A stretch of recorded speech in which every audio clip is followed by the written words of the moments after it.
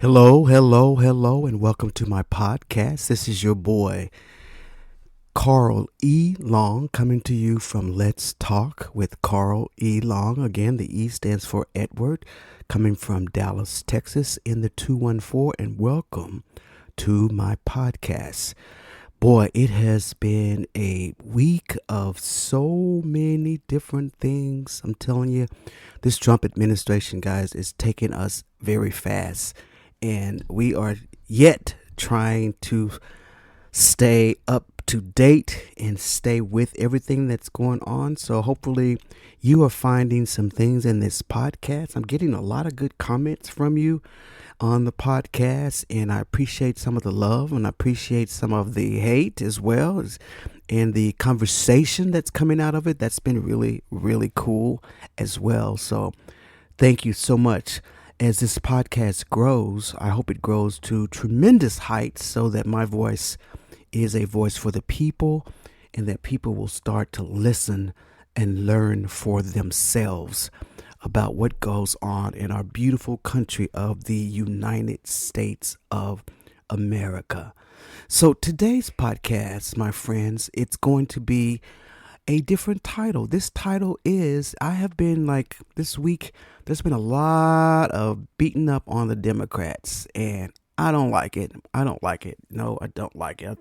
I don't think it's all fair. I think they do need some work and everything, but I think that a lot of it is unwarranted. And Democrats, you cannot let this make you lose focus. Yes, do not lose focus. So the name of the podcast today, guys, is Messaging.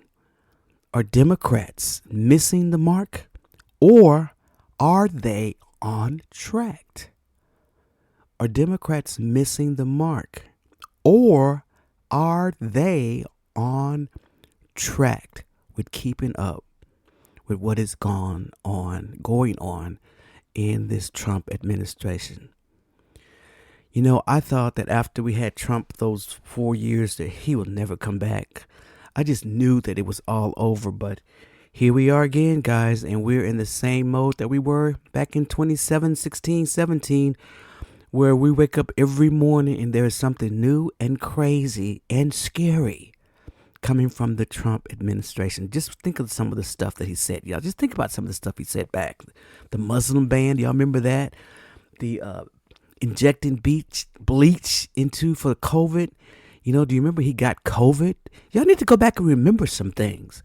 And all around that, we had George Floyd happening. There was a lot going on during Trump's first administration, and it was not pretty. And we got him back again. Thanks to some of you lovely people. Thanks to some of you. This is what we got. But after my last podcast, if you haven't heard it, I need y'all to listen to that podcast about the election integrity that I did. Did we miss a chance to challenge this election? Because we've got some experts out there who tried their best to get Kamala Harris and her campaign to look into what was going on in the swing states. There was a pattern of voting, guys, that didn't make sense. It showed that the swing states alone, I mean, how does Michigan know what Wisconsin is doing and what Georgia's doing? They all voted the same way, where there was a lot of drop-off voting. You know what that means? Drop-off voting was they voted for just the president alone. That's strange. Or they voted all Democrat and they voted for the president Trump. That's really strange. Even though we do know there are some people that actually did that. There is. But the mass amount of it was crazy. And it was almost always the same percentage, about 60% in each state. They were giving Trump votes that kind of way. And it was all during, and get this, guys, it was all during early voting. It didn't happen in the main election. It didn't happen in any other state, red or blue, just in the swing state. Now, don't you think that's kind of crazy? Something is wrong. And we think that it was the Russian operatives that did this. But who told them to do it? That's my question. I'm going to leave it right there with that. That's not our subject today, but go back and listen to that podcast. In that podcast, you get the actual study that the guy's doing. He's still out there talking about it and why it's so important, because we have midterms elections coming up. We don't need Russian involvement in our elections for the midterms. And if Trump wants to get his agenda done, he's going really fast because he thinks he might lose it in the midterms, which is normally the case for any president. That kind of happens. So, but they might try it again. I don't know who they are because I'm not going to make any conspiracy theories because I'm not a Trump supporter. And we believe in the plurality of the election and everything. And we say that they're safe, but everybody's making it sound like now they're not so safe, guys. Even Elon Musk has said that you can really mess with one of those machines very easily. So why we think we safe, I don't know. But anyway, here we go. So let's talk about what's happening this week. A lot of stuff is happening. And mainly there's a little blowback from when Trump did his address to Congress, Senate, and the House of Representatives. And there was a lot of blowback from that. So people are still talking about it. So I still got some people I want you to hear. Let's listen to what Van Jones said. He makes a very good point on what he said. I'm going to get my headphones here because I can hear better through these headphones. So we're going to see how this works out. So this is some stuff I want you to hear. And I want you to make your own determination as to what is happening in our country, guys. So let's listen to Van Jones. Here we go. Still trying to make sense of what I saw. Trump is the master showman. If you just want to see a good show, I thought he used his time well, all 2 hours of it, like Lord of the Rings. And God bless him. It's like Wicked, man. It's long. It's long. But the problem is, like Wicked, you go, it's like a fantasy, and then you come back home and you got to deal with reality. In the speech, he loves the military. In reality, he's cutting VA and throwing veterans out of work. In the speech, he loves cops. In reality, he's pardoning everybody from January 6th who beat the hell out of cops. In the speech, he holds up this cancer kid who everybody fell in love with. In reality, he's cutting cancer research. In the speech, he talks about a strong economy. In reality, it's terrorists and the stock market's in free fall. In the speech, he's got MAHA, Make America Healthy Again, and my good buddy Bobby Kennedy Jr. But in reality, there's measles ripping through Texas. There's more measles cases in Texas than there are transgender athletes in the country. So there's a speech, which is fantastic, fantasy, and then there's a reality that's getting worse and worse, and Democrats have to figure out some way to close the gap in public perception on it. Okay, you just said something there. But more measles cases in Texas than transgender athletes in the entire country. And yet he went back to the transgender issue again and again and again. I mean, because it clearly resonates, right? It resonates across parties, across lots of lines, right? I mean, it just, in fact, it sells. I mean, I spent a great deal of time with women who campaigned for Title IX their whole lives, right? And they made their lives on Title IX and getting women to where they were, and they feel like just equal funding for women. Yeah, it's patently unfair what's been going on. So it's not just a Republican issue. Listen, I think what the president did masterfully here is use the gallery to tell the story, to weave the narrative about what they've accomplished and what they're looking to accomplish, right? By going up to the gallery and pulling people out and weaving their stories into the overall narrative. I think he did it probably better than anyone I've seen it do it in recent time. They had a lot of people up there, but I think they were all very useful in telling the story. And some of it was on the transgender, the woman who got, a concussion, a head injury from getting the volleyball spiked in her head, to the woman whose daughter was raped and murdered by the gang members who are now classified as terrorists, to just you name an issue that he'd go up to the crowd and pull somebody down. And so he brought it in and made it very personable. All right, so that was the panel discussion on the speech. Van made some very good points on things that Trump said. I mean, everybody was upset because the Democrats didn't stand up when they presented the little kid that had brain cancer. He was a cute little kid. But you couldn't celebrate it because they were using the kid. I mean, it was like exploiting the kid. Here you are cutting all the research that helps cancer in kids and everything else, but then you're going to bring a little kid here just to pull on some heartstrings and just to make the Democrats look stupid, And so they didn't stand up. A lot of them talked about him on their own platforms and things of that nature, but they didn't stand up because they were trying to do something with solidarity on as the Democratic Party. They wanted to show this is not a normal president and we're not going to applaud nothing. And they didn't. Nothing at all. And I really applaud them for holding their guns. No disrespect to the little kid, but it just he was a token. I mean, he was being exploited. And then I saw another piece of video where they brought him into Trump's the Oval Office, and he had on a Secret Service outfit and the whole bit. You know, it's all fun and kids, and I love that. But God, they're just exploiting like they do. They do that a lot to us black people. I'm sorry, they just do. So that was Van Jones. So another thing that I didn't like about the speech, one of my comments, I'm gonna spend a whole day just going through the comments that I've gotten since I started this podcast. I pulled out a few, and I've just been telling you, I call them mean comments. Like stole it from like Jimmy Kimmel does some mean tweets. Mine are called mean comments that I get from the podcast. And I'm gonna spend a day. But one guy said, he goes, "What is it that you hate so much about Trump? What has he ever done to you?" And then I told him very nicely, I was like, because he lies. Why should you trust anybody that lies incessantly like Donald Trump? And it just seems to like go over their head. They don't care. He stood there in that speech and made up lie after lie after lie. And I mean, and we have fact checkers after each of his speeches, and he lies. And one of them was when he was giving all the figures about all of these people on Social Security at 300 years old. Those are lies. Social Security has something already in place to automatically stop paying people at a certain age. Nobody's getting checks, all right? And then a lot of times, those people are still in the database because Social Security don't know when people die.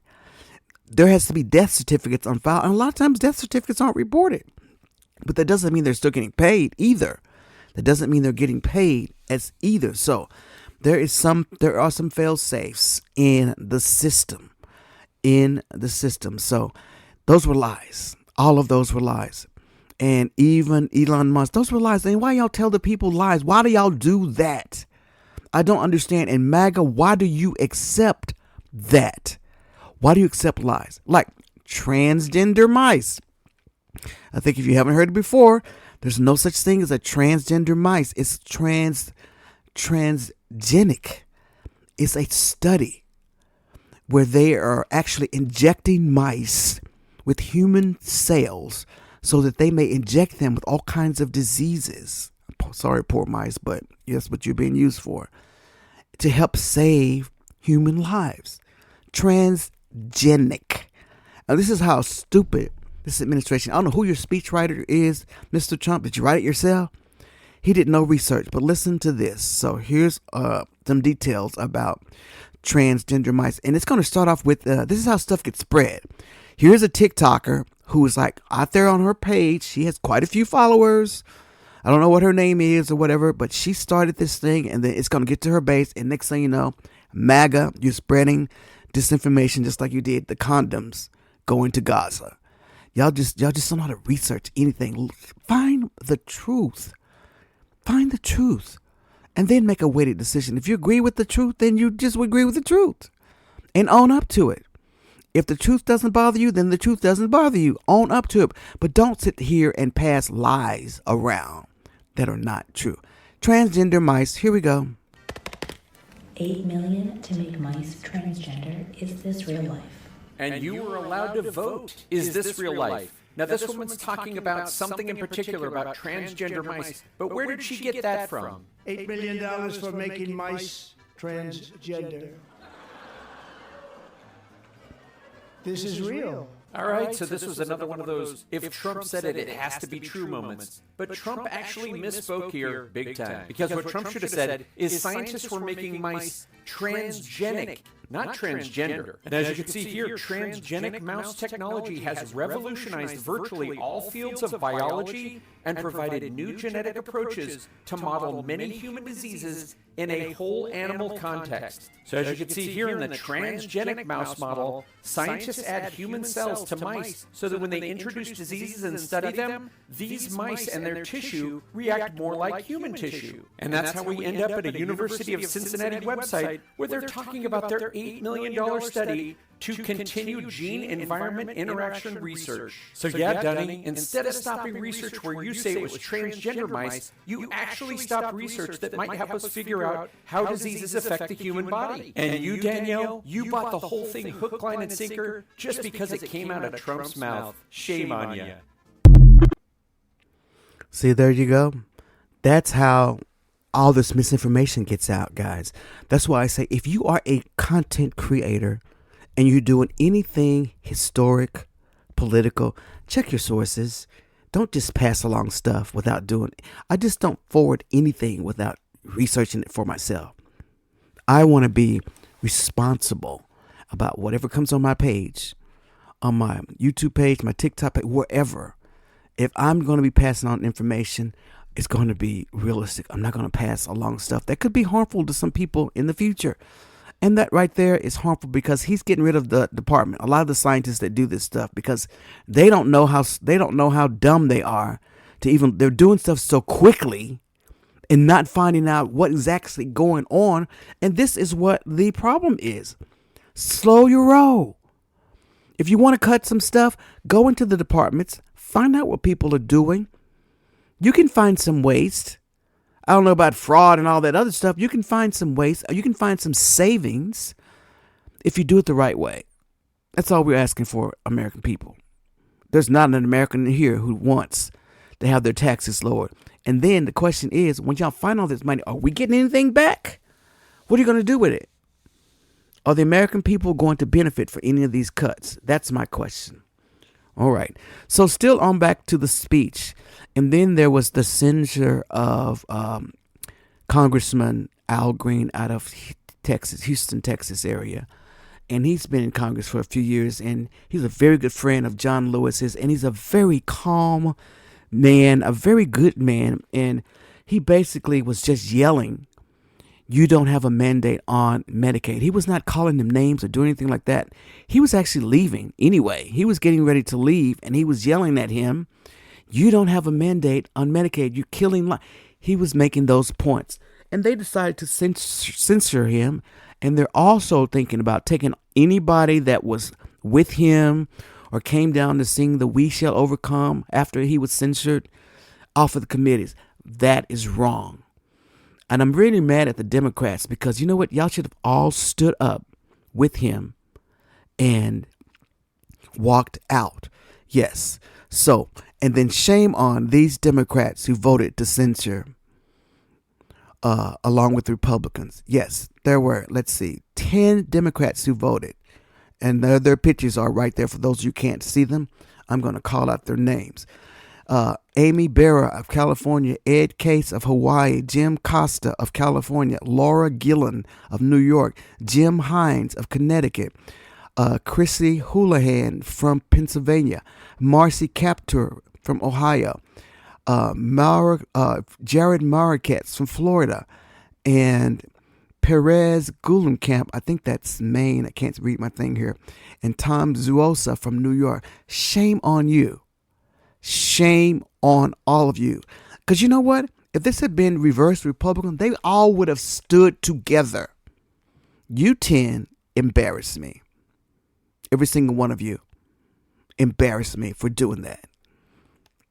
You could have stood with your colleagues. The Republicans stand together no matter what when it comes to stuff like this. But no, you 10, you had to break rank. And I'm sorry, it's going to hurt you when you go back to your districts. It's not going to be nice because people are going to remember this. And your pictures are posted all over the internet are the ones that didn't stand. And remember, black voters are very powerful in the Democratic Party. So you better be glad and hope that this doesn't make you lose your districts. And if you're up for re-election, I don't know what's going to happen. So there you go on those. So I wanted y'all to listen to Al Green. He was on the Breakfast Club. He's a very smart man, and he has the most calming voice, and he really cares deeply for people. He really does care deeply for people, and I just think he got a bad rap on this, considering Nothing was done to Lauren Boebert or Marjorie Taylor Greene for yelling at Joe Biden. Nothing. Nothing. Here we go. This is just a little bit of his interview on the Breakfast Club with Charlamagne and DJ Envy and just hilarious. Here we go. Put it to me as you just put it to me on most other places and most other venues. I think that it is something that they will have to deal with. I don't want to say to them, here's what your conscience should have dictated. What I want to do is be an example and say, here's what my conscience dictates. Just wanted to make sure in context, he's talking about the 10 who voted for censure. Charlamagne asked him, how does he feel about those people? And should they had not done that? So here he goes. And if you believe that I'm a good example, then you can adjust.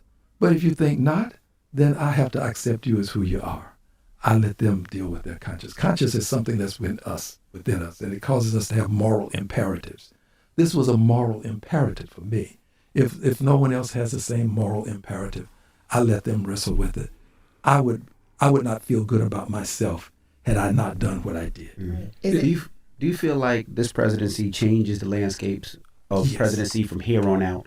We've seen things like executive orders on the first day. The man put a desk on in the middle and was signing and throwing pens out. Does this change the presidency for here on out? I don't know about ad infinitum, but I do know that for the foreseeable future, there will be others who will try to emulate him. He's growing this crop of many Trumps. But this president is a menace to dignity. To dignity. You fire people en masse. You have no idea as to what their responsibilities are to family members. Maybe there's someone who's sick and they're the breadwinner and they have to take care of this person. Could have a child in college that needs these funds, these emoluments to take care of education. You just don't know, and to fire people en masse indicates to me that you just don't respect the humanity and dignity of people that you don't know. There is no due process associated with this process. Elon Musk becomes the arbiter of due process. A guy with a chainsaw who is worth more than anybody else, it seems, who believes that he can make decisions that impact people that he just does not know in an arbitrary and capricious way. I think he's a menace to dignity. All right. So there you go. That was Congressman Al Green, a very honorable person. And I'm so glad now he's been on a lot of the news talk shows and networks talking, and he's getting his message out there. And it came out to be a positive, all things work for the good. So he said he was going to do that.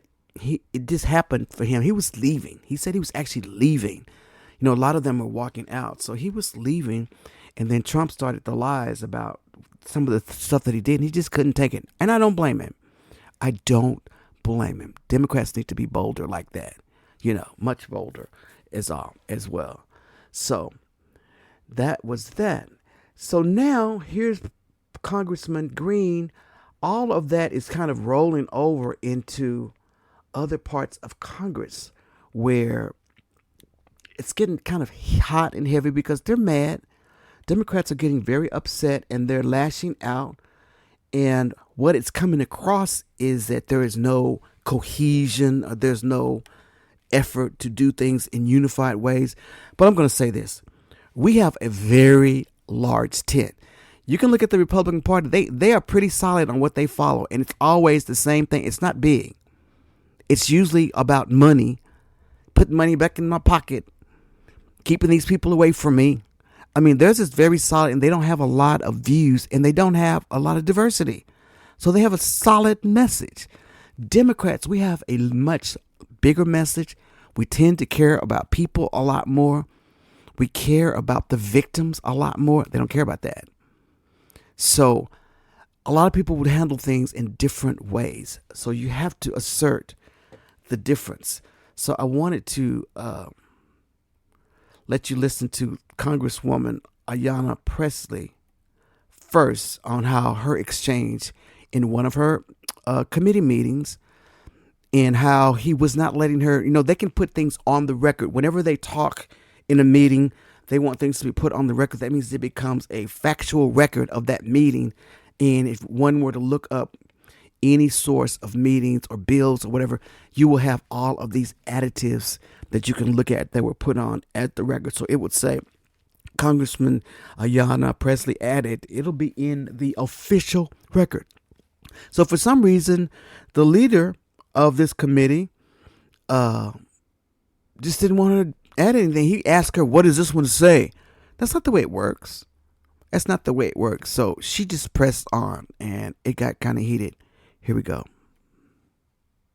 So look, obviously this is a hearing over so-called sanctuary cities. A lot of the tension that we've seen to this point has come between the 4 Democratic mayors that we have seen and some of the Republican members of Congress who, of course, make up this committee. But this moment in particular came between a Republican member of Congress, Chair Jim Comer, and Democratic member of Congress, Ayanna Pressley, as she tried to enter into the record an article noting the crime rates of immigrants versus those of citizens, and this is what happened. Mr. Chair, can I have several articles. I need to enter them. Let me just go ahead with what the articles are. What's the next article? Let me proceed.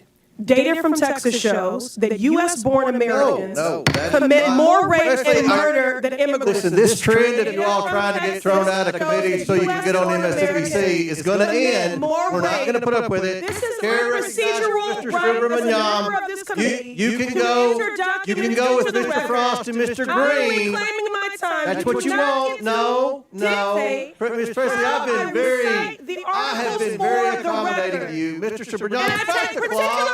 As a survivor of sexual violence, I will enter into the record. This is my right. Thank you. No.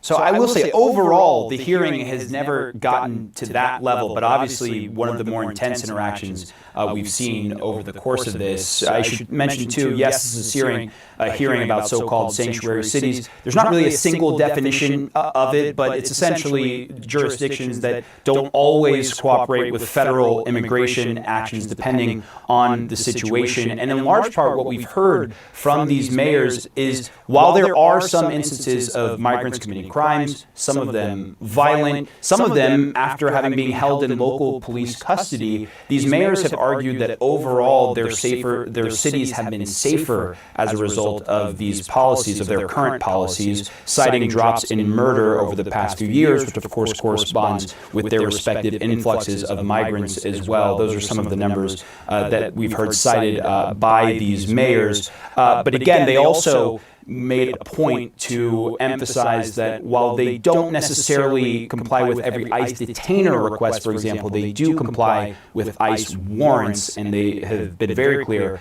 about citing the differences between those two situations.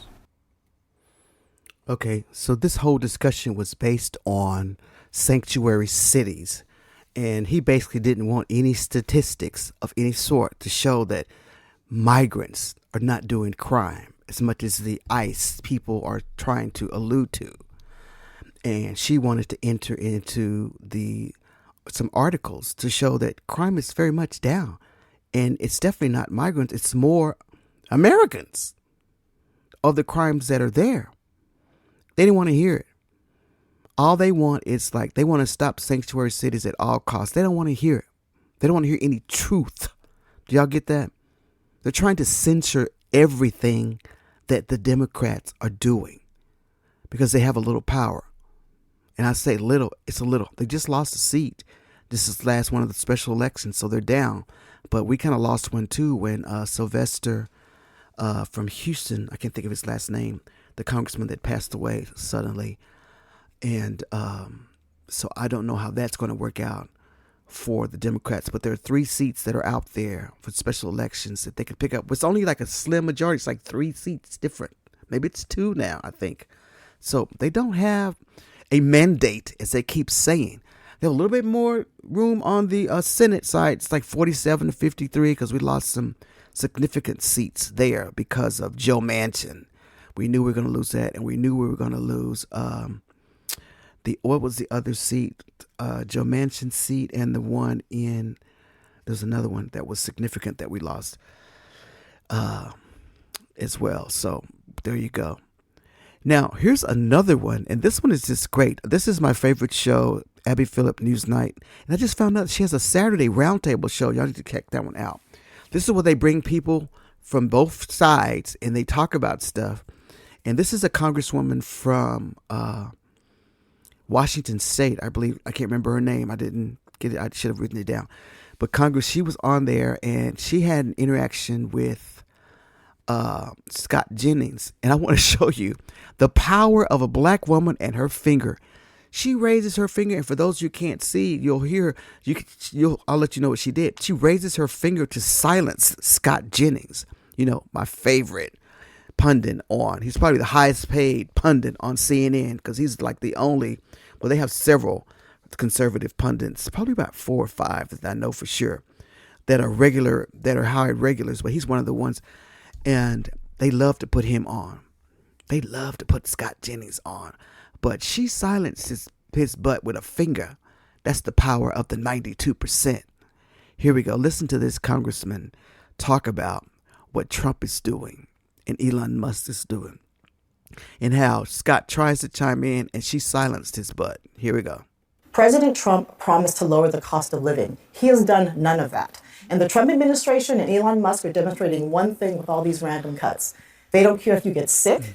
They don't care if you get injured. They don't care if you can't pay your bills. And they don't care if you're safe. All these random cuts they're making in all these departments that they don't even hardly know very well are hurting the American people. How is putting veterans out of work lowering the cost of living? How is taking away food from children lowering the cost of living? How is kicking women off of health care who get Medicaid lowering the cost of living? So I know that these things are distractions that we're talking about, but why won't Donald Trump deliver on his promises? Because he lies. That's why. Boo, y'all. He lies. That's right. He lies all the time.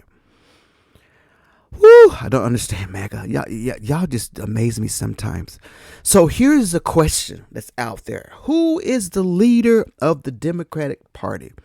Obviously, they don't think it's Hakeem Jeffries, or they don't think it is Chuck Schumer from the Senate. They don't think we have a clear leader. I mean, we've got some people out there that are doing, like I said, we are a big tent. We are a big tent. And some people said it should be Barack Obama because we got President Trump that's leading. No, President Trump is the leader because everybody else is scared to lead. They're scared. They are scared. All of them are afraid. But Anna Navarro from The View said something that was quite poignant when she said that we don't need a leader of the Republican or Democratic Party. The leader is the American people, and they are starting to mobilize. So, guys, some of these marches are getting to be huge, huge.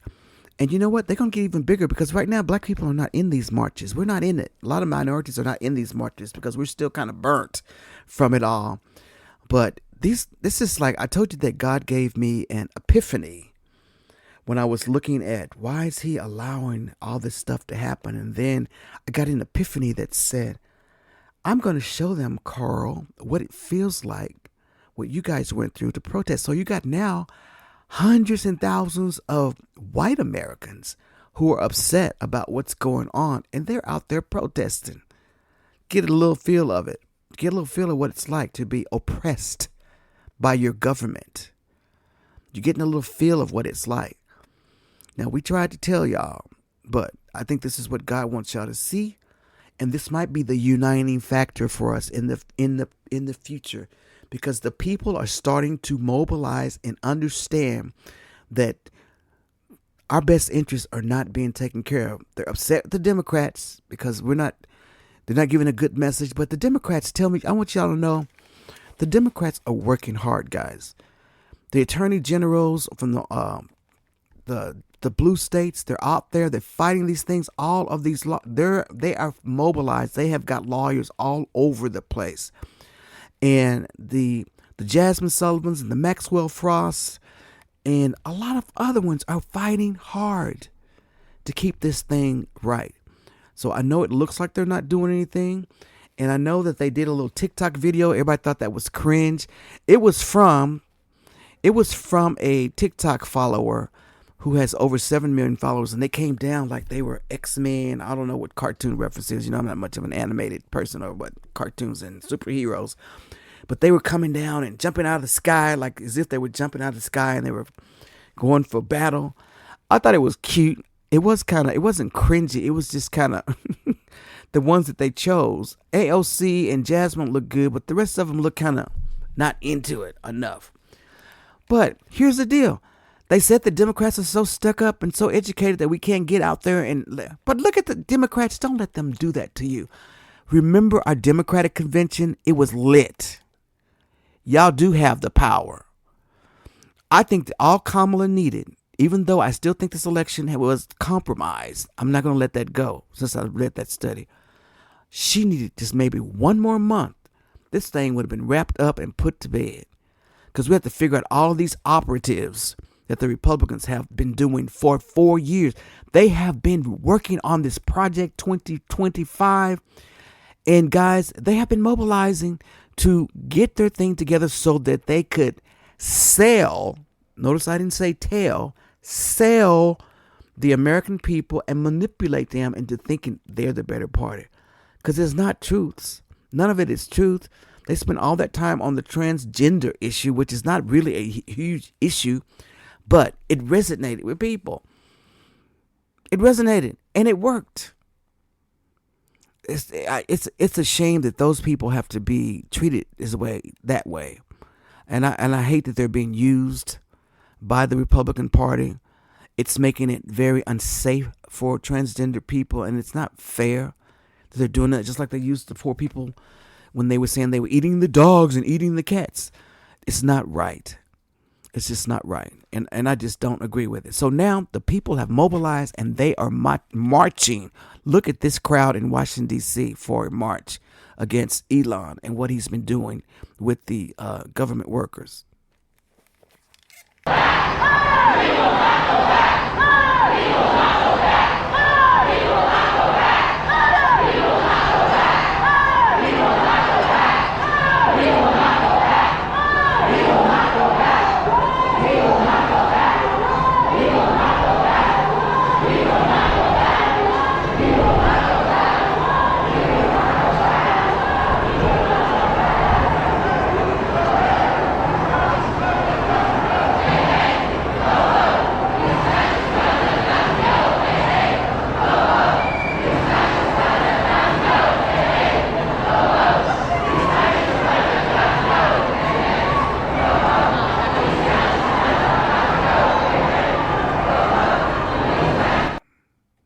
And for those of you that are listening, that was a a huge crowd.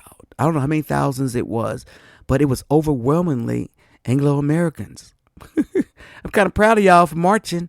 We'll join y'all later, probably. But the people are mobilizing. You know what?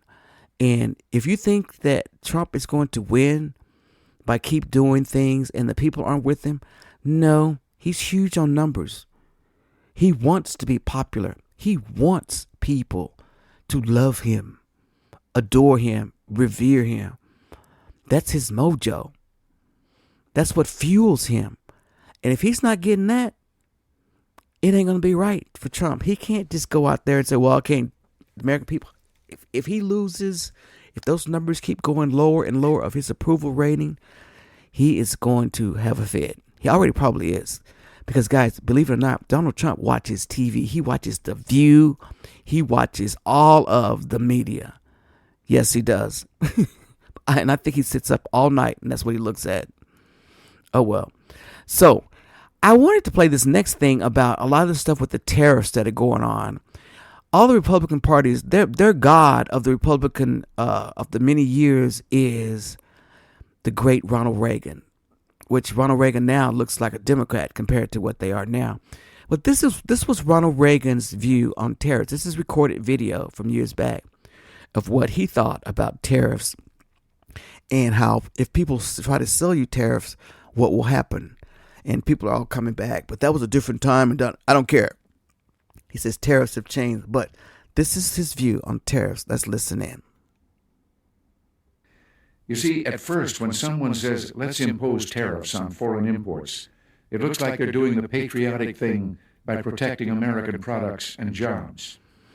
And sometimes for a short while it works, but only for a short time. What eventually occurs is, first, homegrown industries start relying on government protection in the form of high tariffs. They stop competing and stop making the innovative management and technological changes they need to succeed in world markets. And then, while all this is going on, something even worse occurs. High tariffs inevitably lead to retaliation by foreign countries and the triggering of fierce trade wars. The result is more and more tariffs, higher and higher trade barriers, and less competition. So soon, because of the prices made artificially high by tariffs that subsidize inefficiency and poor management, people stop buying. Then the worst happens. Markets shrink and collapse, businesses and industries shut down, and millions of people lose their jobs.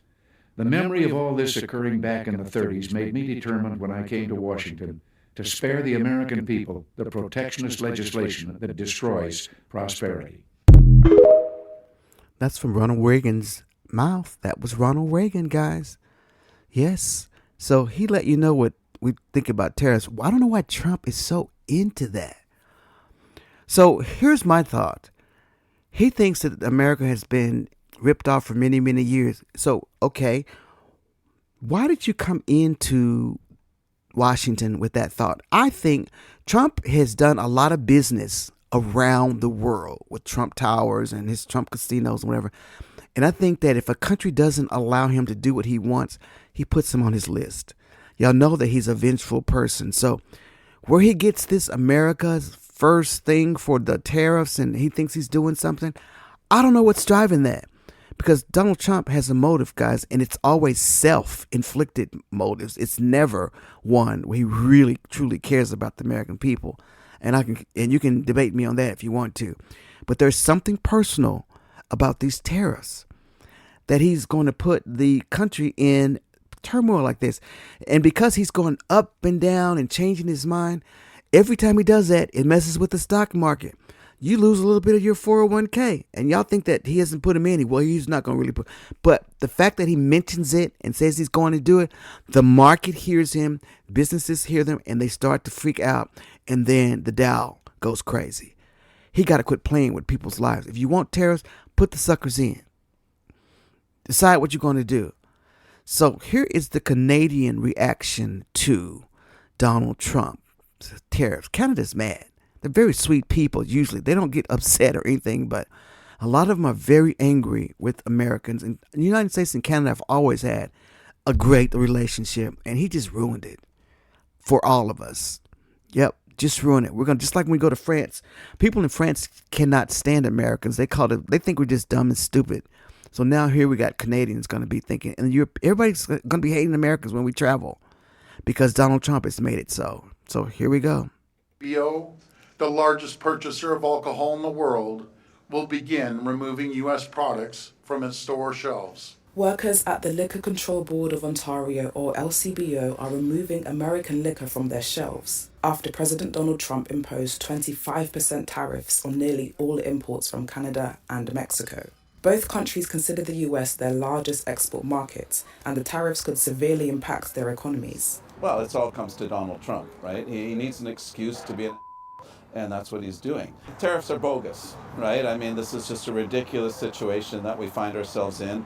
We're the best friends of the United States. I can tell you that Canadians right now are upset, we're angry, we are dismayed. I know of people who have said, I'm not going to ever step foot on that side of the border again. 25% is simply unfathomable. It's unimaginable what it's going to do to our local retailers here, to our manufacturers. Canada announced retaliatory 25% tariffs on the US, and Mexico's president says she will announce her tariff response on Sunday. We have tools at our disposal in Canada and in our community to respond to tariffs. We're going to explore all of those options. Canada's a big country. Since Trump's announcement, US Commerce Secretary Howard Lutnick told Fox Business that he thinks the president will meet the neighboring countries in the middle and, quote, work something out. All right, so he has since pulled tariffs back off of Canada, but he says that in a month he's going to put them back again. I mean, it's messing with the market, guys. Canadians are upset. This is a crazy thing. Every economist, even in his camp, is telling him, "What are you doing? You got to decide. You can't keep doing this to the businesses." But every economist that says the American people are going to feel this, guys.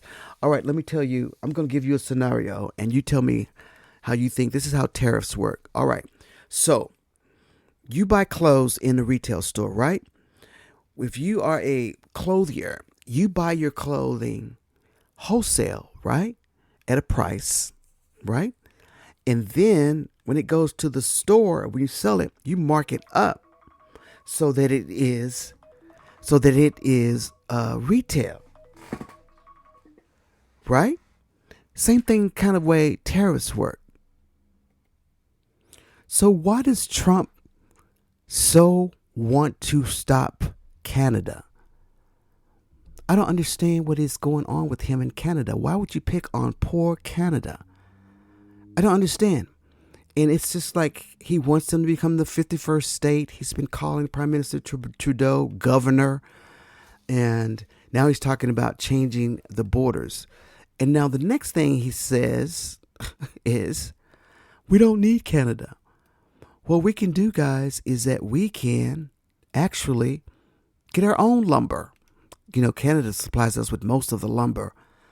So listen to what he says right here. As such, and yet we don't need their lumber. We have more lumber than they do. We don't need Canada's lumber.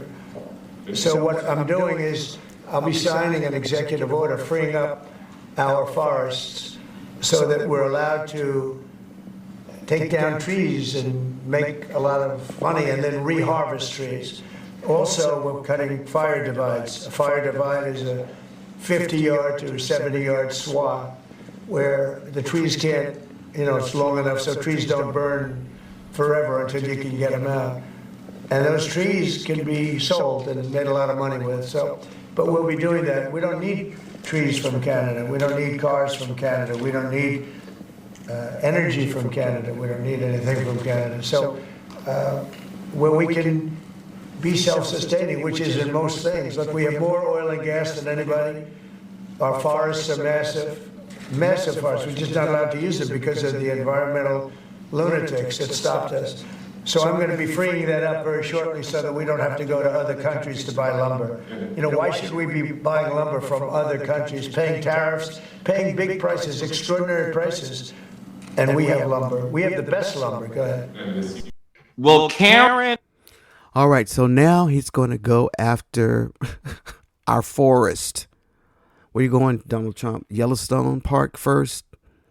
You're going to go to some park, Big Bend Park in Tech. Where are you going?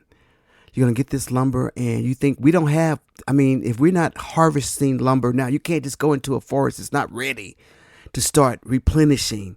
We don't have it set up like that. So now he's just going to get lumber from stupid idea. Although we have lumber, but we preserve a lot of our natural areas.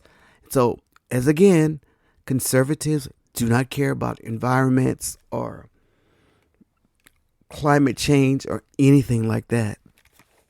So there you go. So let's just destroy our forest. Let's just do that. We don't need Canada. So you see what I'm saying, guys? So something is just very off with him. And I don't know what it is. Is this a real person and how he thinks? He's just kind of stubborn about what he thinks.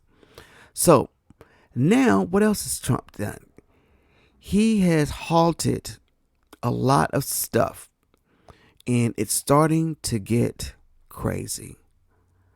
So a lot of Elon, he's kind of messed with Elon's power. Let me show you what is happening here. Trump tells the cabinet members that they are in charge of staffing their agencies 1 week after Elon Musk held court before the cameras during President Trump's first cabinet meeting. Many of the Senate-confirmed leaders of government departments and agencies reconvened in the cabinet room today for a different kind of discussion. During a nearly 90-minute meeting, this time without any cameras, Trump delivered a clear message as Musk, one of the most influential members of his administration, sat nearby. The president told his agency heads that while Musk's effort to slash the size and spending of the federal government has his full support, they are the ones, not Musk, who are in charge of staffing at their respective agencies. He tells them to keep all the people you want, everybody that you need, Trump told his cabinet as he recounted to the reporters later in the Oval Office. So basically, he's kind of pulled back. The meeting, which Mr. Trump said would be repeated every 2 weeks, was among the first examples of the president acting to rein in Musk's broad powers. So what is going on here, guys? What is going on here? I think what's going on here is that the people are going back to their town halls. They're hearing things, and they're finding out that Musk is messing up a lot. And he basically put them back in head. So I don't know who the leaks are in these governments, and I bet if Trump ever found out who the leaks are, but somehow it got back to, this was a private meeting. The news media was not in there. They said that it got into a shouting match between Rubio and Elon Musk. But, you know, whoever the source is, of course, they're not going to reveal the source because he's out there these guys are supposed to be running the stuff, but when Trump first came in, he said that all of them had to go through Musk for anything. They're the ones that have to be confirmed, but they have to go through him. They're the ones that have to sit in front of Congress and answer all these questions, but they had to go through him. You see what I mean? So I don't know what caused this here to happen. I don't know. But what I do know is that Musk is known for messing stuff up, guys. Teslas that burn up, rockets that explode. Let's listen to Rachel Maddow on what happened with the dear SpaceX the other night. Turns out tonight Elon Musk blew something up and disrupted the lives of thousands of Americans. For the second time in less than 2 months, a rocket launched by Elon Musk's company SpaceX exploded and rained potentially dangerous debris down over a wide area of Earth, causing real chaos for planes and airline passengers. This was the most recent test of SpaceX's Starship rocket. Musk says he wants to use Starship to one day take people to Mars. This one lifted off around 6:30 p.m. Eastern from the southern tip of Texas. In a statement, SpaceX said that, quote, during Starship's ascent burn, the vehicle experienced a rapid unscheduled disassembly. Rapid unscheduled disassembly is kind of Elon Musk's specialty these days, especially in a way that really messes with other people through no fault of their own. As debris rained down tonight from Elon Musk's failed rocket, multiple airports in Florida, including Miami and Fort Lauderdale and West Palm Beach and Orlando, were all brought to a complete halt, ground stop at all of those airports. Even departures as far north as the Philadelphia airport were significantly delayed. Now, as I mentioned, this is the second time this has happened in recent weeks. SpaceX's last test of the Starship rocket suffered a similar fate in mid-January. When that happened, the FAA grounded Starship and has since been overseeing SpaceX's investigation of what went wrong. Even though that investigation is still underway, last week, the FAA nevertheless cleared SpaceX to launch another one, even though the investigation into why the last one blew up wasn't complete. Why'd they clear it? I don't know. But of course, in between those two flights, Donald Trump was sworn in as president. He installed Elon Musk, his top campaign donor, as kind of his co-president. Musk's Doge austerity operation fired hundreds of people at the FAA. And the FAA reportedly decided to suddenly start using Starlink satellite terminals made by Musk's company. All right, guys. So here we go. Rockets blowing up over the United States, of course. There's debris. I mean, he stalled airports. They had to wait until all that was cleared. This is Musk out there blowing up rockets like they're like what? Like you're shooting at a shooting range or something? Rockets. I mean, these are grants and things he got from the government. So as you can see, this guy just throws stuff against the wall to see what works, and he does that with people's lives. He did it when he came into Twitter. Do you remember that when he came into Twitter? He just ruined that really quick. He's not very good at what he does. He's got a lot of money, but he's not too smart, and he doesn't really care about what he has to do to railroad anybody. He doesn't care. He doesn't care. So he's gotten pulled back in by Trump. So something is going on. Something is going on. And we will stay tuned and we will find out what that is. Maybe Trump was just saying stuff to pull. I don't know. I think probably because a lot of lawsuits came out because in his speech or in one of his meetings in the Oval Office, he said that Elon Musk was the head of Doge. And if he's the head of any government agency, he has to be confirmed. So therefore, a lawsuit will be put forth. And I think the attorney's like, gotcha. You said he was the head, which makes him the head of an agency. An agency has to be confirmed by Congress and Senate. And therefore, he's not just an appointed advisor to the president. It's what he's supposed to be. He's working in a different capacity. Y'all get that? So that could be some of the circumstances around why Trump pulled him back.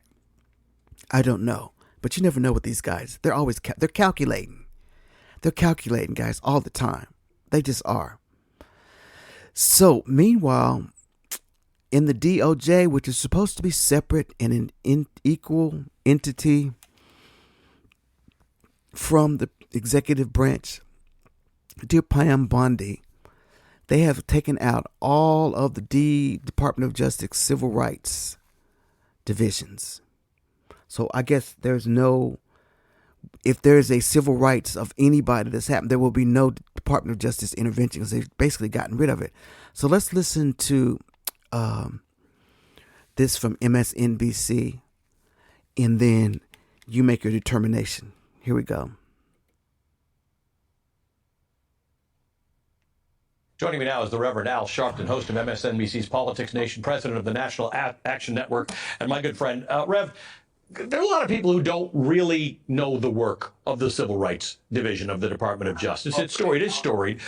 This is a very big deal, stopping its work right now. What's the net effect it's going to have on people? The net effect is that there will not be a department armed with federal law to protect citizens against hate crime against women, against crime against LGBTQ. The human rights of all of our citizens were protected by this division, the Civil Rights Division. And let's remember, when you mentioned George Floyd and Breonna Taylor, and you could have mentioned Ahmaud Arbery, all of that happened while President Trump was president.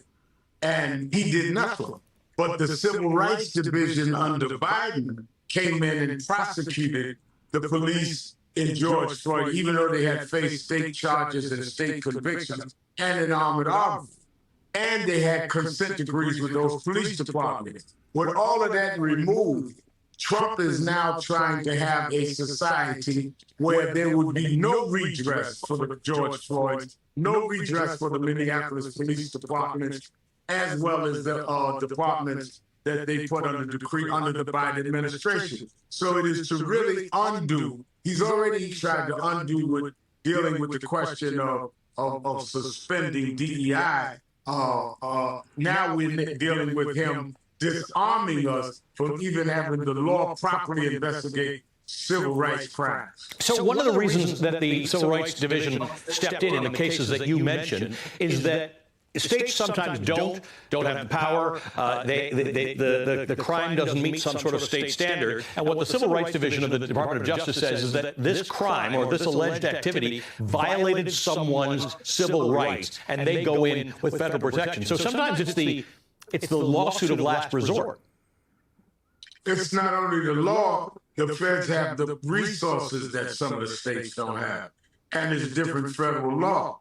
But let's not forget, when he first ran, Charlottesville happened. And you had people marching down the street saying Jews will not replace us. And the Civil Rights Division looks at that.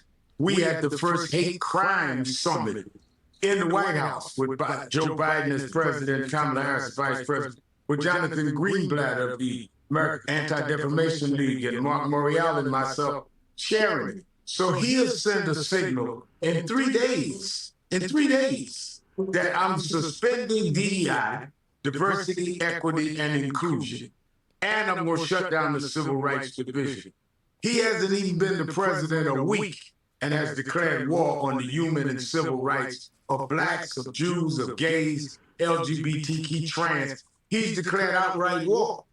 I want to talk about consent decrees. Again, a word that a lot of people don't know in between times that we hear of these police abuses, but it's the federal government basically saying, we've examined your police department or your city. You have a pervasive pattern of discriminatory or bad behavior, and we're going to monitor you and check in on you until you improve. Donald Trump is saying that goes away. And here's the same guy that claims that the Democrats weaponize the system against him, but he will not have them look at whether or not they're dealing fairly with whole groups of communities, whole groups of people based on who they are. So you can deal with the individual downside, but you can't deal with what could collectively been something that would harm the rights of citizens. This is, I can't think in my lifetime a darker period in terms of dealing with the government not being accountable to protecting the citizens. You're talking about DEI. Donald Trump has revoked a civil rights rule that prevents workplace discrimination that was enacted by Lyndon Baines Johnson in 1965. Quote, it forbade federal contractors from discriminating on the basis of race, color, religion, national origin, sex, sexual orientation, or gender identity. It granted the Labor Department the power to enforce its provisions. Obviously, some of that has evolved because in 1965 we weren't covering all that stuff. But this was kept in place by Nixon, by Ford, by Reagan, by Bush 41, by Bush 43, all the Democrats included, and for some reason in Donald Trump's first term. But now this idea of being anti-workplace discrimination is categorized as DEI, and it's gone. It's gone. And you have to ask yourself, what is the motive?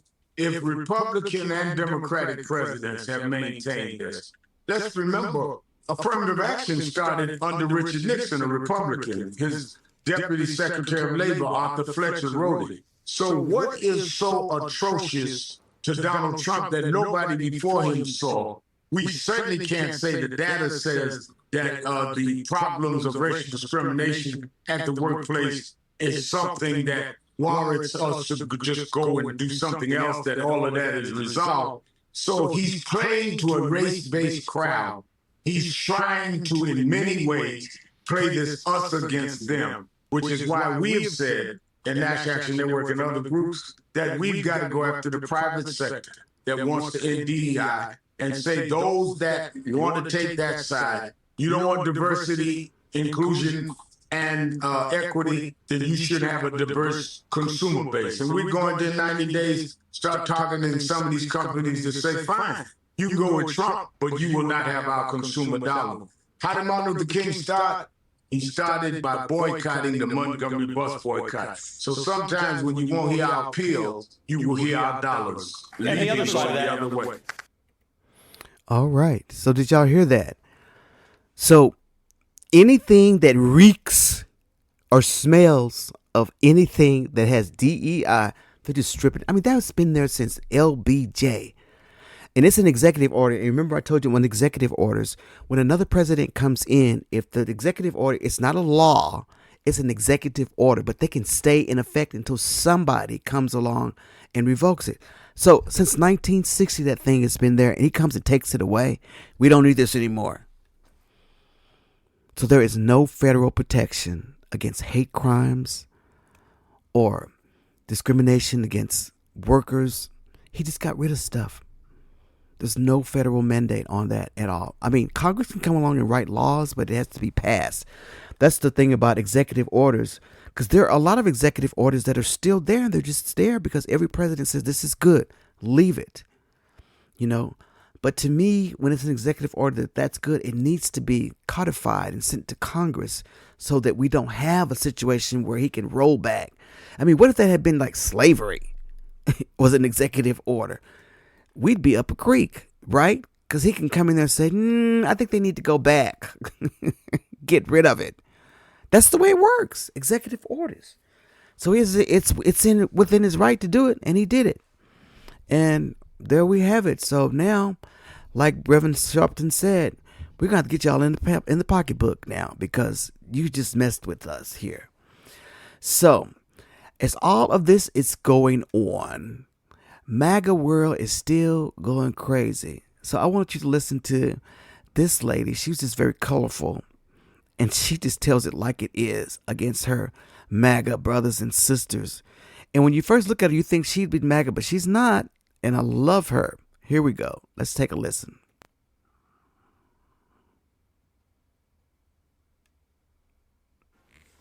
People in my hometown are so indoctrinated by the Trump bullshit that you can't speak any kind of logic to them. None. None. We have been isolated from the rest of the world. Europe has turned their backs on us. I don't blame them. You can't trust the United States. You can't trust our president. You can't trust Elon Musk.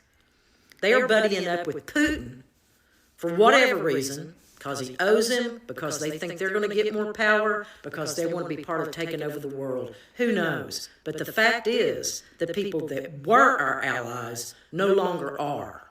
So we're on our own. And I don't think you understand the gravity of that situation. I know you don't. Because all you're concerned with right now is that Zelensky didn't wear a suit in the Oval Office. Because you were fed that. And whatever you're fed, you spew back out. Lack of education. That doesn't mean that you don't have your high school diploma. It doesn't mean you might not even have a little college under your belt. But the fact is you have no critical thinking skills. You can't sit back and look at what is happening in the world right now. And you believe him over everybody in the world, literally. The whole world is showing what we are under right now, this regime. But you believe Trump. You believe Elon because you're indoctrinated. I don't trust any of you fuckers anymore. Sorry about the profanity. I didn't know she said that at the end. Oh my God. So, people are starting to wake up, guys. They're starting to wake up. Except for this county. This is one of the CNN, she's one of the field reporters, and she always goes, during the election, she went from town talking to people. So she was in this particular town. It's one of the most red counties in Georgia. I think it voted 90% for Trump. And she wanted to check in and see with them. She went to them before the election. She wanted to check in to see how they were doing after. And I want you to hear what it is. This is how ingrained this stuff is. It's like the same little one guy that dissent is the same one, but the rest of them, they're not having it. They don't care what he's doing. They're going to have to take care. He's going to do. But here you go, guys. I'm not making fun. I just like to talk Southern because I am Southern. All right. So here we go. In MAGA County in Georgia. I don't know. I call it MAGA County. I don't know what county it is, but maybe the reporter will tell us here. Here we go. Smart and immoral. You can be smart and make bad decisions. You are 100% right about that. There's no doubt about that. It does not give me pause. I'm 100% Team Musk. Josh Eben Kirkland is one of the people we spoke to at a hog show in Nahunta, Georgia. We first came to Brantley County right before the election because it was the most pro-Trump county in a swing state in 2020. People had a strong emotional connection to President Trump, and they thought Trump was for them instead of the elites. So we wanted to see what they made of billionaire Elon Musk. There's a lot of ifs, ands, and buts about Musk, and he's a brilliant man himself. I think a lot of people are scared that the two of them have teamed up. Last time we were here, Kathy Hendricks sold Trump merch in a corner of her boutique. I sold out of everything. I sold out of all my Trump stuff. I have sold the daddy's home. Why do people like that, calling Trump daddy? There is a security in daddy. Mama is the one that runs everything. Mama's the one that does everything, but there is a security in daddy. When daddy wraps his arms around you, you feel like the whole world is just, you're safe and everything is everything's going to be okay. And that's the way they mean it? And that's the way they mean it. Because, you know, on the internet at least, sometimes it has like a sexual meaning. Oh, Lord. So what do you think of the job he's done so far? It's like Christmas morning every single day. Hendricks introduced us to Candace Taylor, who declared she's running for Congress that very day on Steve Bannon's War Room podcast. I wanted to announce with you are loyal to President Trump. God anoints people. He's anointed President Trump. So if Elon Musk wants to cut trillions of dollars out of this budget, and if my family has to tighten our belt and not go on vacation because of it, I'm down with that. So you welcome some personal financial hardship if you think in the long run it will help. Yeah, I've already experienced it. Under Biden, with inflation, I mean, were you happy to pay the higher prices, or did you think that was a failing of his presidency? It was a tremendous failing. All right, how long are you willing to wait for the economic changes you're hoping to see, for the prices to come down? Oh, I'm good if President Trump wants to run in 2028. In 2022, Taylor ran in the Republican primary for governor with a Jesus Guns Baby slogan and lost. But why run for Congress if some billionaire can just undo whatever budget you passed, whatever laws you passed? Oh, he's not undoing everything. He's dealing with stuff that's frivolous. Most people we spoke to were enthusiastic about Musk. We did meet 3 people who had some concerns about the firing of federal workers, but the only one who wanted to say so on camera was Corbett Wilson, one of the rare Trump skeptics we found last time we visited. Prices of groceries, egg prices haven't gone down since Trump took office. Give him a little bit of time. Will you come back in a year or 2 years? Let's look at the halfway point, because we all know everything takes time. Well, he promised it on the first day. He promises to and take anybody steps. that believed that's crazy. He also said that it would probably be a little more painful to start with, but it would get better. We got to give Everybody's waiting on that. Well, you talking about contractors. Elon's a contractor too. Who looks into him? There needs to be somebody. Nobody questions his bills. Do you trust Elon Musk? Absolutely. He's a government contractor.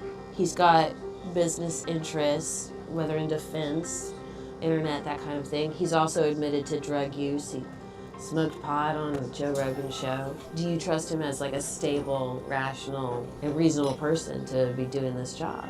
Yes. Hey, he's a Republican. You ain't gonna talk him out of that. There's potheads all over this country. Y'all sitting here trying to bash one man for 99% of this country, Republican or Democrat. Corbett, this whole dadgum town smokes pot. You're part of the Democrat Party in my book. The conversation devolved quickly. We had not anticipated the emotional connection we already felt with Musk. This He is did it over on with. TV. He sat on TV and smoked pot. Yes, do you Well, want I me to haven't. I pull don't up the care. video? I'm saying it don't matter. But that makes him unqualified to do a job. Well, I'm just saying, does it... Yeah, I mean, Does the she's question coming in is- here with ignorant arguments. She ain't talking facts. Does it raise any questions You about I can prove Reconstruction? you a Democrat by the level of ignorance that you portray. Let's We just listen to show that it. all the time. Donald Trump, Elon Musk, please drain the swamp. While you there, get the job done. Please. They'll probably go down the drain with it. Boy, that was interesting. Wasn't that interesting? That was my boy Corbett. He's like the lone wolf in that town. He was like, he's trying to make them all wake up. He's telling them, but they just don't get it. I mean, you have reasonable people amongst those, but they are in the minority in these counties, guys. Wow, that was kind of scary, but real. That's real. Those are real people. So, you know, and that's our real people. I'm not making fun of them by no means. I'm just saying that's just the way it is. But the fact that they're being manipulated, to me, is what really makes me hurt, because they're not getting told the truth.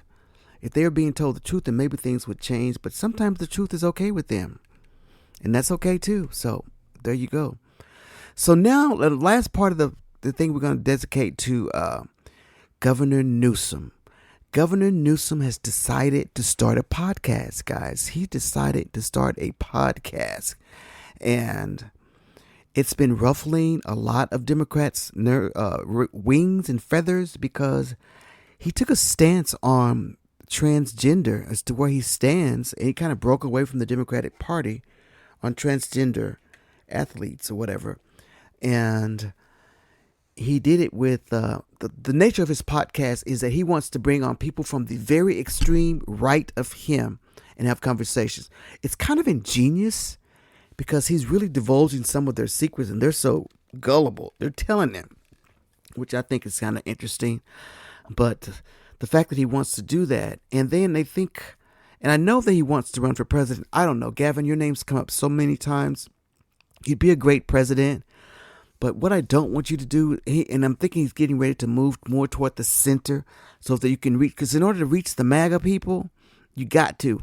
But I am hoping that our independent people will be a little bit more sophisticated than they are. We're not going to get MAGA red over here. We're just not. We're not going to get those. But you got to go for the independents. So in order to do that, a lot of the Democratic candidates have to move to the center. And what the center means, guys, is appeal to more white folks. I'll put it in that chain. Moving to the center means you need to appeal to more white people. That's what it means. Okay? That's just what it means. Because the more left you go, the more you won't get the center. So you need to do issues that appeal to white people. That's what it means. And you can call it whatever you want. You can call it whatever you want, but that's what it really means. Okay? So I want you to listen to last year during the election, Newsom started the ad for democracy. And I want to listen to his starting ad. And this is kind of setting him up for the presidency, you know. And I think he's on his way there. But let's listen to what he said here. He's kind of changing a little course because the election happened and things didn't go the way we thought they were going to go. And I don't care what you said. Kamala did an excellent job, and we did a fired up job in how many ever weeks, 4 weeks, whatever it was, whatever many months it was. She did an excellent job. And I tell you what, if they hadn't cheated, which I'm going to keep saying that because something was compromised by the Russians, and I believe that now that I've seen the data, and we had just maybe a month more, we could have like overshadowed all of that. We could have. I think that we could have. So Kamala, I think you may have been the first woman president elected. You may have been. But I believe Russian operatives got in there. I'm not a conspiracy theorist, guys. Don't get started. Listen to my podcast and listen to the study of what some experts found in the voting. In the voting pattern, there is an anomaly that they have found. So, just want to stress that again. So let's listen to Newsom's ad for democracy. Let's be direct. We can't solve a problem without first identifying it. And the problem in our country right now? Authoritarian leaders who are so hell-bent on gaining power and keeping it by whatever means necessary that they're directly attacking our freedoms in state after state. That's why I'm launching the Campaign for Democracy. We're going on the road to take the fight to states where freedom is most under attack, where Republican leaders ban books, criminalize doctors, fire teachers, intimidate librarians, kidnap migrants, target trans kids, stoke racism, condone anti-Semitism, force the victims of rape and incest to carry their attacker's baby, where they ignore the will of the people. They make it harder to vote and easier to buy assault weapons. They fan the flames of culture wars to distract from the fact that blue states have lower murder rates, better healthcare outcomes, and higher GDPs. We're going to these states and investing in people and organizations where they're fighting back. We know we have a big battle coming, which is why we'll help lead the fight to make sure we elect leaders in 2024 who believe in democracy. Our country is facing an existential battle for who we are and who we're willing to become. It's not an exaggeration. That's the truth. What's happening in those red states? It's not who we are. It's un-American. It's undemocratic. And all it takes to fight back is a willingness to stand toe to toe and say enough. That's what the Campaign for Democracy is all about. We're doing this because, well, the future isn't just something that happens to us. It's something we can create. So join the movement. Join us at campaignfordemocracy.com. All right, so that was his campaign now. I mean, that's very left talking, right? So an ad like that you probably won't see again in the Democratic Party after we got shellacked by Donald Trump and his minions, because it's too left-centered. So that's not going to work to win for president, because you're gonna alienate everybody to the right with a message like that, because they don't believe in anything humane. Bottom line. So now we're gonna just switch forward, and when he made the statement that about transgender, he said that he did not think it was fair. He didn't think it was fair. He wanted things to be fair. He didn't really say anything negative against transgender. He says, I believe in fairness was the word that he used. But it's really kind of a breakaway from what Democrats believe in on the whole deal. And I mean, I have some thoughts about it too.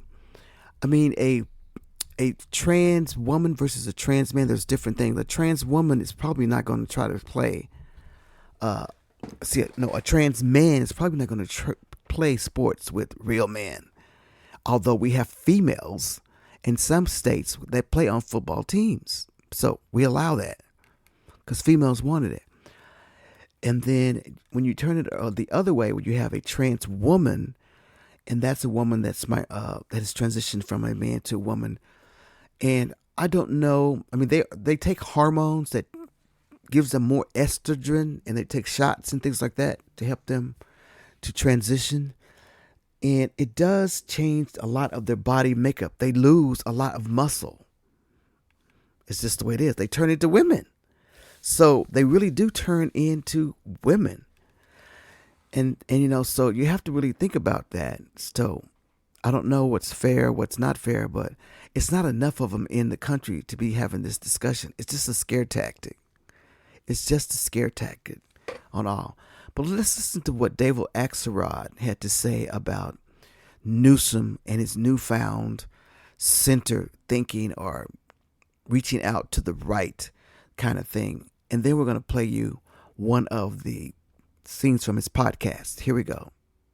California Governor Gavin Newsom is splitting from his own party tonight on the issue of transgender athletes in women's sports. On the first episode of his new podcast, Governor Newsom, who is potentially considering a run for the White House in 2028, judge for yourself when you hear this, spoke about this issue with the conservative activist Charlie Kirk. And Governor Newsom said Republicans were able to effectively weaponize this issue against his party. Would you say no men in female sports? Well, I think it's an issue of fairness. I completely agree with you on that. It is an issue of fairness. So I revere sports, and so the issue of fairness is completely legit. And I saw that the last couple of years. Boy, did I saw how you guys were able to weaponize that issue at another level. My Democratic sources are David Axelrod and Karen Finney. I believe at that part, Charlie Kirk was saying they weren't weaponizing it, they were just highlighting it. What did you make of what Governor Newsom had to say? Well, I think I made of it what most people make of it, which is he read he pretty much said it. He was impressed by how they weaponized the issue. Here's my advice. If I were giving the governor advice, I'd say, don't be so overt that people can see the wheels turning. The obvious question would be, well, you've been governor of California for 6 years. You were lieutenant governor for many years before that. When did you have this epiphany? And the answer is when he found that the Republicans could weaponize the issue. The thing that bothered me about the whole incident was it was such an obvious gimmick, right? He needed some headlines to say, Newsom breaks with the left, right? And what does he do? He picks out of all the people that you could pick to try to say, hey, I want to talk to somebody who's coming from a different perspective than me. It was such a gimmick. And to David's point, it's like the thirstiness is dripping off of him. And it's like, just stop it. It's gross. And, he's using the left, basically. And these are the people who have had his back for a very long time. When they tried to recall him, actually. And I just don't think people are not going to take too kindly to it. All right, so that was David Axelrod, former Obama campaign staffer leader. And that's what they're thinking about it. So Charlie Kirk is whom he has actually reached out in his first podcast. Charlie Kirk, he's a right podcaster that heavily influenced this election with young people. He visited colleges and everything. So he got a lot of the young men. Yes, the podcast bros, they were calling them. And let me just read about who Charlie Kirk is, and then we'll go into the interview, just a portion of the interview, and let you hear his interaction with the governor. So Charlie Kirk is a prominent conservative political activist, author, and media personality born on August 14, 1993, blah, blah, blah, in Arlington Heights, Illinois. He co-founded the Turning Point USA in 2012 with Bill Montgomery. TPUSA is a conservative student organization that has grown significantly under Kirk's leadership with initiatives like the Professor Watch List and School Board Watch List. So Kirk, he hosts the Charlie Kirk Show, conservative talk radio show that airs on the Salem Radio Network. His show is also known for its dynamic and impactful content, making him a significant figure in conservative radio. Beyond his radio show, Kirk is also a prominent figure on social media and frequently appears on college campuses to engage with young political advocacy activists. Kirk has publicly promoted conservative and Trump and aligned causes and has been a vocal critic of the COVID-19 response, critical race theory, and scientific consensus on climate change. His influence extends beyond traditional media, and he continues to engage and mobilize young conservatives through various platforms and events. So this guy's pretty powerful on that front. And he actually talks to Trump. He says at least twice a week, and basically gives him ideas. And so a lot of the things that have changed up, I think this guy may have been some influence with Trump on the tariffs and whatever. So I want you to listen to the Newsom Kirk. I pulled this snippet from it's a long podcast. The first one, you can go to Gavin Newsom's podcast, and you can listen to wherever you listen to your podcast, and you can listen to it. But it was quite interesting. I listened to the whole thing. I woke up in the morning and I thought I was just going to listen to a little bit of it. But it was quite interesting because this guy's giving all the little secrets. But here's the one thing that I want you guys to know by listening to this. It kind of validates the fact that conservatives don't care about victims. All they care about the money. The reason why DEI became an issue to them is when they become a financial impact with it. And it had nothing to do about the people. It's called, when there is any kind of money coming out of their pockets, then they're upset. And that's conservative thinking. They could care less about victims or what's happening to people, starving Africans, sending money to every Asia, whatever. They don't care. It's all about their pockets. And one of my followers, I don't know if they follow me or not, are trollers, who's always in my comments, said, that's not true. That he works with his church and does stuff with missionaries and whatever. I said, and they've partnered with the federal government. So what is so wrong with the federal government doing it? Crickets, no cricket. So here is that exchange, and it behooves you to listen to the entire podcast of Gavin Newsom because he's on to something. But it is a little cringy that he is kind of trying to figure out how to get to the center. It's very obvious, but anyway, I like him and I think he'd be a great president. But everybody thinks they have to coddle the right to win. I don't think so. I think there's enough of us out there that do the right thing. We just got to get them to vote. They just don't vote. That's the challenge. But we don't have to mess with MAGA Red. Let them be MAGA Red all they want. Here we go. Legal settlement. The courts were interviewing on this topic, but she had the video where in the video she was obviously expressed support, and so 100% she was being a cheerleader for a very unpopular thing. It was and it was a great ad, and I don't say that lightly. But this is important in political ads. And I want to make sure it's not just that this was like the Willie Horton ad of the 2024. Yeah. It wasn't just like a Lee Atwater brilliance. It's that it reflected truth that the voters felt. Yeah, I appreciate that. And that because voters felt as if their country was slipping away. Yeah. Now, the Democrats have a choice. You can say to those people, you're racist, you're Nazis, you're fascists, you're terrible.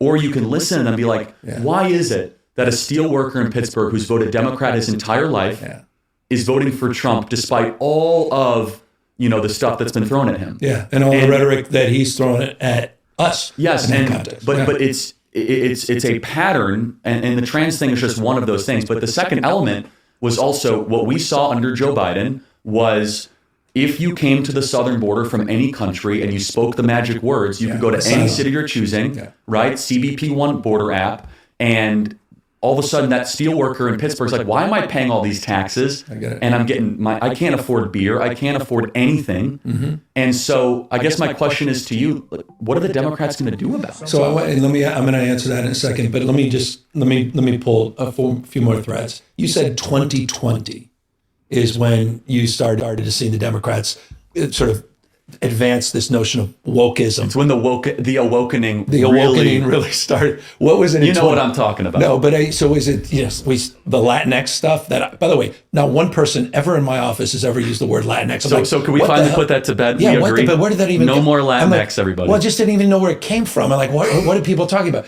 Was it the pronouns? By the way, once you'd think California invented the frame of the pronoun. Now, I had one meeting where people started going around the table of pronouns. One. There's been a hell of a lot of days between 2020 and today, and one meeting. So it's not like I'm like, what the hell why is this the biggest issue? Well, in corporate America, it's everywhere. Okay, all right. Well, and college campuses. See, that's where you reside a lot, in the college campus. So you got to defund these schools if they're doing the pronouns. You got to Jesus, okay. And so number 3, what else? I mean, you started. What was also the big wokeism thing? I mean, first of all, it wasn't just the projection of certain narratives, which we could obviously go through. Yeah. But it's when policy started to come forward. And what kind of policy? Hiring practices. When we're not going to hire. There was DEI decades ago. Yeah. It was just called outreach and inclusion. What we saw mass adoption. What we saw, and not only that, we saw pledging of billions of dollars of donations to racial justice from the biggest types of corporations imaginable. Fair point. And that was sort of post George Floyd. That's what I'm saying. That's when this. So you had a combustible. And was effect. that wrong? I mean, to address the issue of racial. I mean, there's legitimate issues as it relates to past. So basically, I had to stop you right there. So basically, he's saying that we saw all these corporations giving things to racial injustice, and they didn't like it. Did y'all catch that? They saw money going to these organizations after George Floyd died. You know how everybody was in the kumbaya period, and they were trying to do right things. They were giving money, helping black people, doing things like that. And they said, why are you doing that? Money. I want y'all to make sure you get that money. Practices. What was insulting to a lot of people is, number one, where's the money going? Because the top premier BLM charity ended up being a racket, right? With Patrisse Cullors, like where'd that $100 million go? So all of a sudden we learned that, and all these pledges of corporate dollars were going to this woman that's like hiring her like brother for personal security, and that like a lot of and you would even agree like that that became like the poster child. But for the broader movement. But number two, which I think was most important, was that it elevated then this scholarly community that was otherwise fringe, like Robin DiAngelo and other people, and her book White Fragility. Literally, the entire premise of her book is that white people need to stop being so fragile about race. You need to sit down and shut up and hear how racist you are. And she was brought on tours to corporations across the country. And by the way, just so you understand, this was a phenomenon over months and months, and it didn't quite catch up in time for the 2020 election. I do believe that if you guys would have been a little less insane on crime in the summer of 20, you would have completely clobbered us in November of 20. It was like it was the riots that even made 2020 close. Right. But then it was the extension of all of the what we would call woke stuff. Right. Defund police. Yeah, I mean, Minneapolis literally had to hold a special vote saying, like, should we still have a police department? Yeah, that was lunacy. But Governor, lunacy. I don't want to. By the way, you're talking to someone who's never supported the defund police. I'm not saying, I know, but it was explicit. But also, one second, you did support Prop 16 in 2020, which would have legalized racial prejudice, right? Prop 16 literally would, and it I have to go back to my Prop 13.